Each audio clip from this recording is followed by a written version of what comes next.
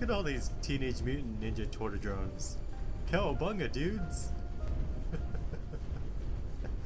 What am I doing? Hello everybody! You can call me Bloody, and welcome back to Spyro Nights. The Tortodrone event has returned again, meaning that it's time to do some more event farming. Thankfully we've got some glyphs saved up from our previous Tortodrone run, and some ID cards left over too, and some more to craft. Let's get going. In our previous adventure for the Ancient Shells, we tried to solo the Tortodrone event, and all we got out of that was like 20 Ancient Shells. But over time, we slowly began to work with more players, on events at least. At some point, I had to relearn that Spyro Nights is an online game that focuses a bit more on the social side of things, where you had to work towards completing a similar goal with other players. Maybe that was just a bad habit or something that I picked up from playing other online games before in the past, that probably put more focus on the individual player rather than playing with others.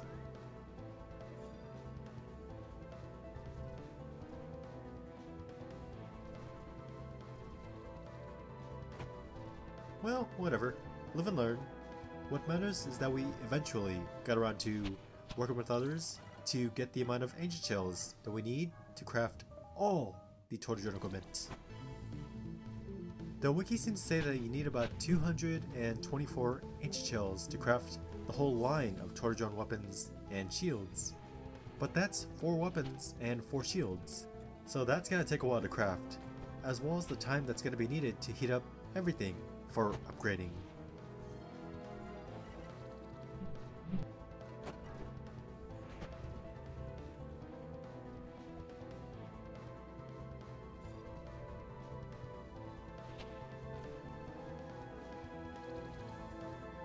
Still not quite sure on how we're going to be able to handle that. Maybe once we eventually get around to crafting the equipment, we'll try to split the video up into parts, or something like that. Otherwise it'd be a really long crafting video, but we'll see what happens when the time comes for crafting the equipment and uploading it and all that stuff.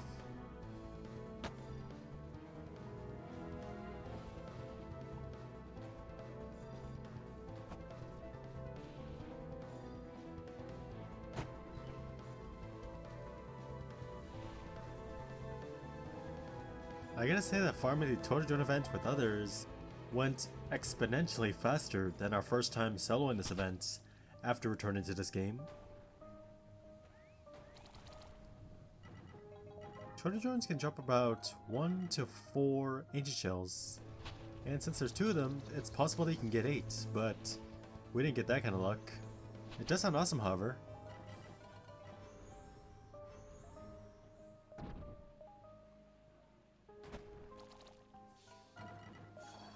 Most of the runs, we won the boss fight earning about 2 to 4 Ancient Shells, but sometimes we got lucky and got 5 to sometimes even 6 Ancient Shells, which is very nice. That should be a good amount of fighting the Tortodrones with other players. Now let's try fighting them solo, just like we did last time. In our last Tortodrone boss fight, we crafted the Polaris in hopes that it could shock the enemies there, push them back, and make them easy pickings. That was the idea, on paper at least, but in reality it was a very flawed idea, and we got our butts kicked by the Tortodrones. Surprise, surprise. But now I have a new idea. We use the Winter Grave. I'll freeze them in place and do a lot of damage.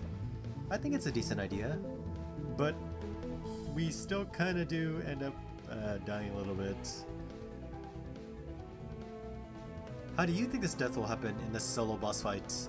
Will it be A, the Tortodrones will turtle punch us into next week? B, we'll get electrocuted from the Tortodrones' rock missiles? Or C, none of the above, and something silly will happen instead? If you chose C, you are correct. But yeah, there are some slight flaws with this plan too. The freezing does help a little bit.